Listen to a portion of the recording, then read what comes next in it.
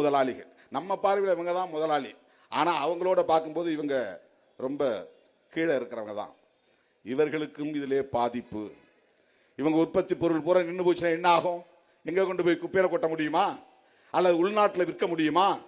நாம போடுற சட்டைக்கும் அமெரிக்காக்காரன் போடுற சட்டைக்கும் மிகப்பெரிய வேறுபாடு இருக்குது. இங்க உற்பத்தி ஆகிறதான் திருப்பூர். உங்க கடை விஷயமா கவர்மெண்ட் லெட்டர் வந்துருப்பா.